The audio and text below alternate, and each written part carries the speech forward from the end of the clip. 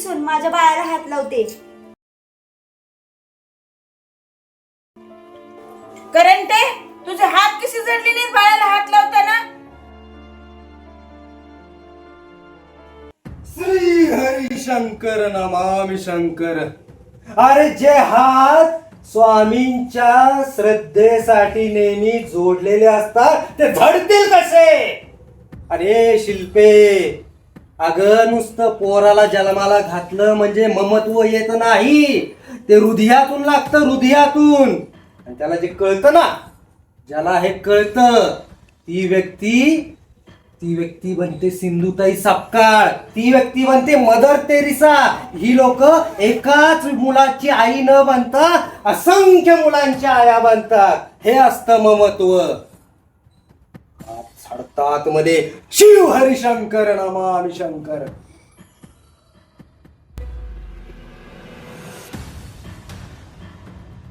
काय विचार करते शिल्पा?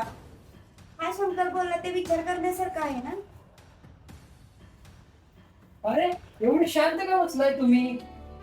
काय करते बा? हे बघ ताई, तुझ्यासाठी गिफ्ट आणले. थँक्यू दादा. आई, तू पांडूला गावी पाठवून ना खरंच कमाल केली बरं का. शंकर म्हणजे कमाल भयंकर. जे काम करायला 10 तास लागतात ना, तो फक्त 10 मिनिटात सगळी कामे करून टाकतो. बघ शिल्पा, मला वाटतच होतं शंकर मायावी आहे म्हणून. तो आत्ताच आमच्याशी बोलून गेला. क्षणात येतो आणि क्षणात जातो. कसं शक्य आहे? 10 मिनिटं अगोदर तर तो शेतात काम करत होता. दोन्ही ठिकाणी एकाच वेळी कसा असू शकेल तो?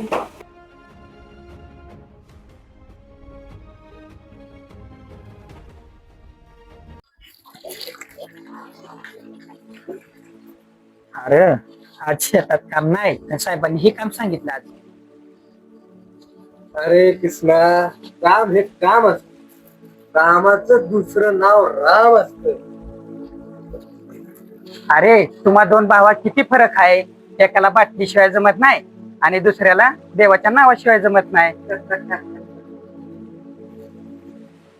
किसन, तू देवाला किती मानतोस? अहो देव आहे तर आपण आहे. हो ना, हो ना. अरे मग इतके दिवस त्या देवाने दिलेल्या ह्या डोळ्याचा आणि ह्या मनाचा वापर का नाही केलास? असं का कोड्यात बोलतोस? अरे कृष्णा, तू मला सांग, आपली मनी आपली जन्मापासून मुक्ती कष्टाळू. ज्या घरात सुद्धा त्या देवानं एक कष्टाळू आणि मुका भाऊ दिलाय रे तुला. विचार कर जरा, की लग्न लावून वागायचं. अरे देवा, मी अंधाराच आहे की काय? मला समजलंच नाही की ही गोष्ट. अरे 2 मुक्या जीवांना आवाज दे, पुण्याचं काम होईल. सुमनचं मग काय? सुमनच श्री हरिशंकर नमामि शंकर. तू फक्त बघत राहा. आई, आज पण तो बाबा मुखवटेवाला जर हातबल झाला तर? आज मी ठरवले दुसरा डाव टाकायचा. कसला? लक्ष्मणच्या लग्नात. पण आई, मला शंका सल्ला अजिबात नकोय. लक्ष्मण दादा, बोलव त्याला.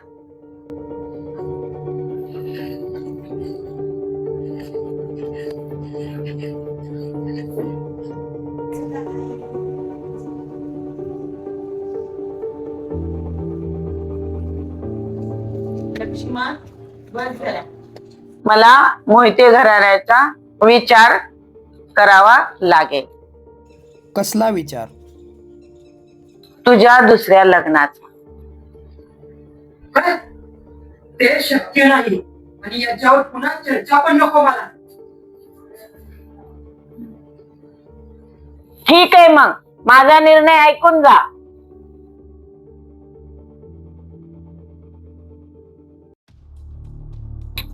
मी देविका मारुती मोहिते आजवर मी सन्मानाने जगत आलेली आहे. माझ्या मागे सुद्धा कोणीही नावे ठेवलेली नाहीत. सगळेजण म्हणतात की मोहिते घराण्याला वारसच मिळणार नाही. अरे खरोखरच हा खंजीर माझ्या हृदयात पुसतो रे.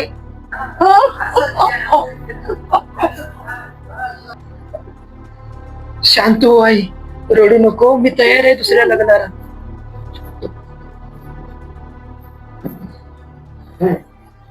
आई साहेब, हे काय बोलताय तुम्ही? दुसरं लग्न आणि यांचं? तू शांत बस, काहीच बोलू नको.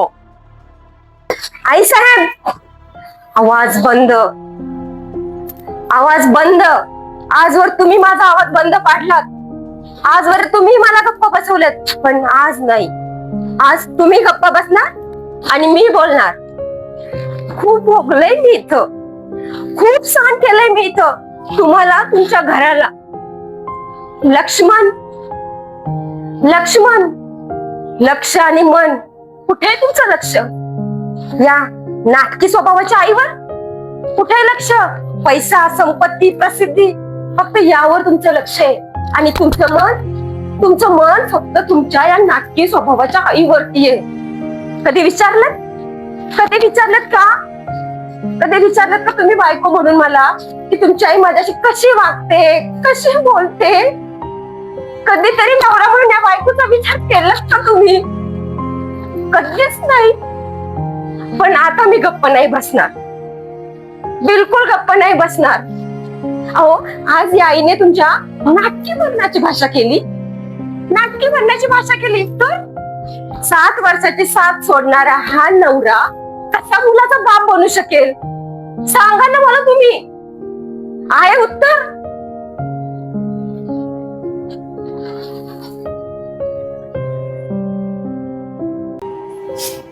उर्मिला, तुझं मानसिक संतुलन बिघडले, जरा ना शांत राहा. सॉरी दादा, आज वहिनी खरं बोलत आहे. आजवर या घरचं संतुलन बिघडू नये म्हणून ना तिने तुला या आईबद्दल काहीच सांगितलेलं नाहीये. तू तिची बाजू घेतेस? नाही, मी खऱ्याची बाजू घेते. आज जर ही वेळ माझ्यावर आली असती ना, तर काय झालं असते याचा विचार देखील मी करू शकत नाही. पण आज ही जीवन ती बिचारी जगते.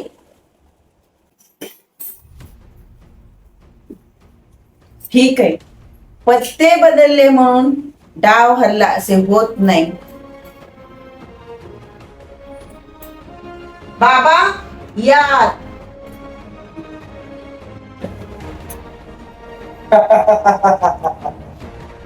मी बाबा मुखवटेवाला घालतो डायरेक्ट समस्येलाच घाला.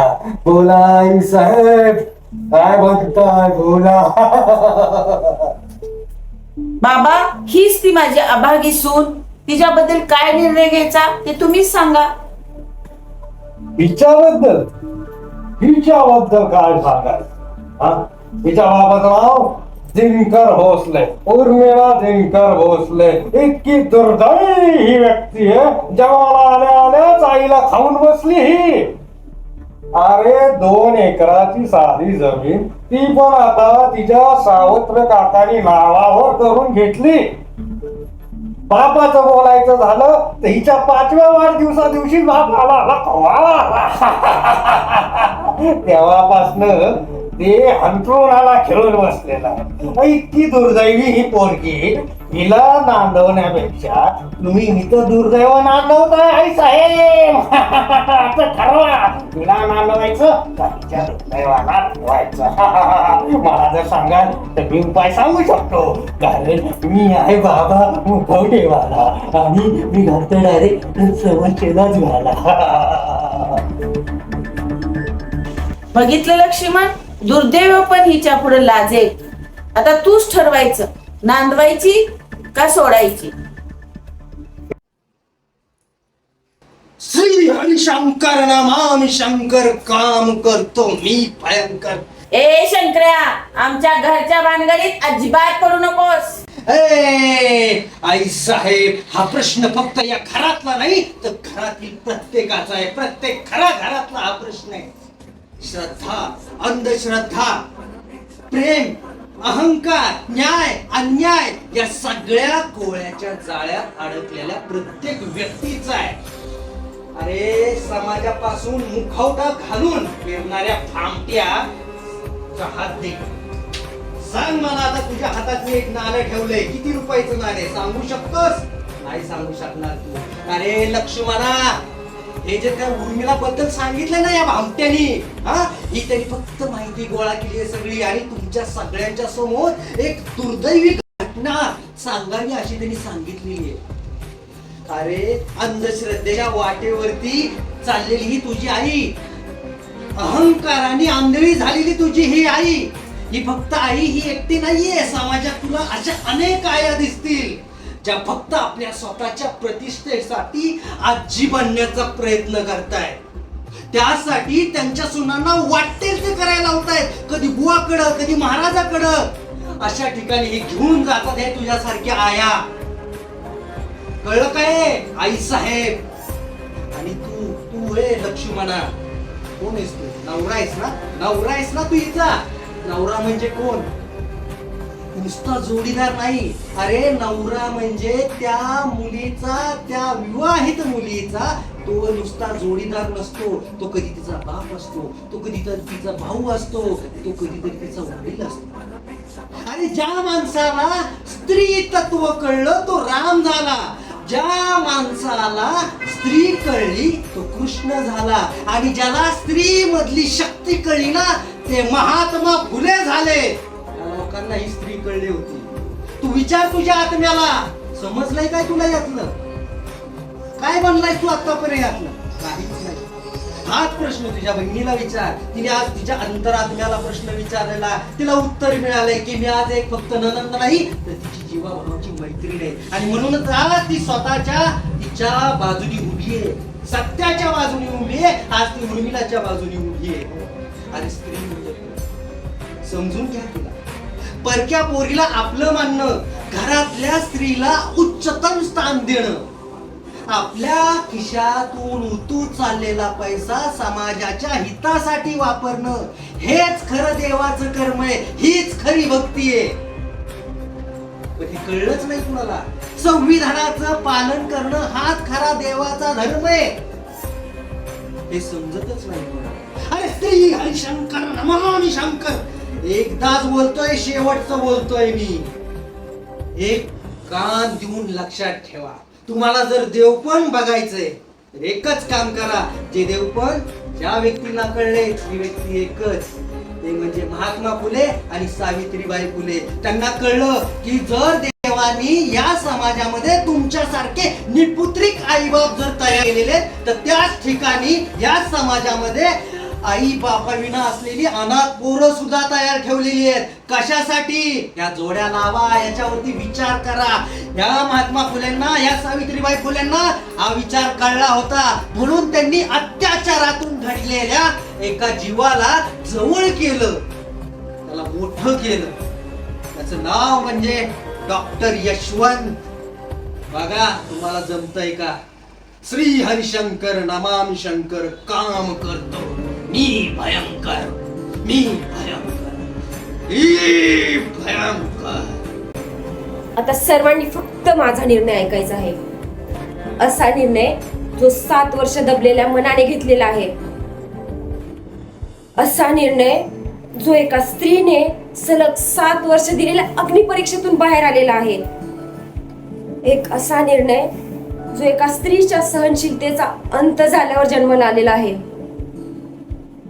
आणि एक असा निर्णय जो एका पती पत्नीच्या अयशस्वी नात्यातून जन्माला आलेला आहे. आणि तो निर्णय म्हणजे मी सुमनची आई होणार आहे. काय? मी सुमनला दत्तक घेण्याचा निर्णय घेतलेला आहे. आणि या निर्णयासाठी मला कुणाच्याही परवानगीची गरज नाहीये. माझ्या या निर्णयामध्ये कुणी माझ्या सोबत राहा नाहीतर माझ्यापासून दूर व्हा. मला त्या गोष्टीची चिंता आता नाहीये. मी सुमनला दत्तक घेणार आहे. आणि जर तुम्हा सर्वांना माझा हा निर्णय जर मंजूर असेल तरच मी या घरामध्ये तुमची सून म्हणून, त्या सुमनची आई म्हणून राहीन. नाहीतर मी एक सिंगल मदर म्हणून माझ्या सुमनचा सांभाळ करेन. उर्मिला, तुझ्या या निर्णयात मी ठामपणे उभा आहे. जर आईने होकार दिला तर येणारं बाळ ह्याच घराच्या अंगणात खेळ, नाहीतर दुसऱ्या घरात. मला माफ कर, मी तुला कधी समजू शकलो नाही. मला माफ कर उर्मिला, मला माफ कर.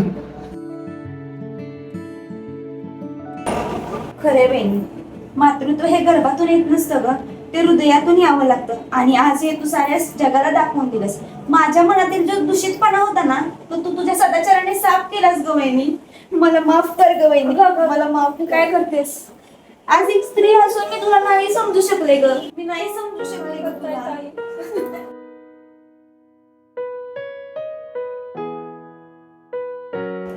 खोटी इज्जत आणि अहंकार या सगळ्यामुळे मी आई न बनता आई साहेब होऊन हुकुमशाही करत राहिले. उर्मिला, मला माफ कर.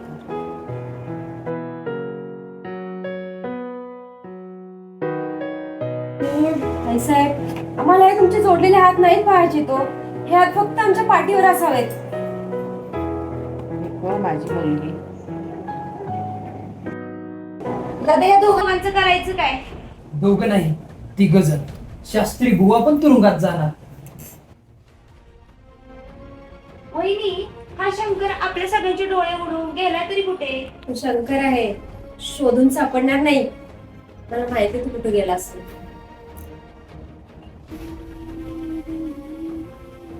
सुमन, सुमन, ए सुमन, मला शंकर काका आले होते का? हो, ते म्हणाले की तुझी आवडती व्यक्ती आता तुला आई म्हणून भेटणार आहे. मग तुला कोण आवडतं? मला तू आवडतेस. खरंच?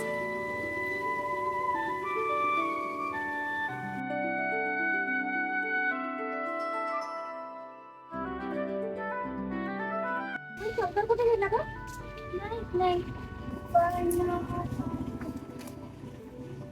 जाताना मला ही मूर्ती घेऊन गेला स्वामींची आणि म्हणाला की भिवू नकोस, मी तुझ्या पाठीशी आहे. अच्छा, तू शंकर म्हणजेच स्वामी होते का? ते म्हणाले की असं जर कोणी म्हणालं तर सांग की स्वामी नाही, वाटाडा होता तो.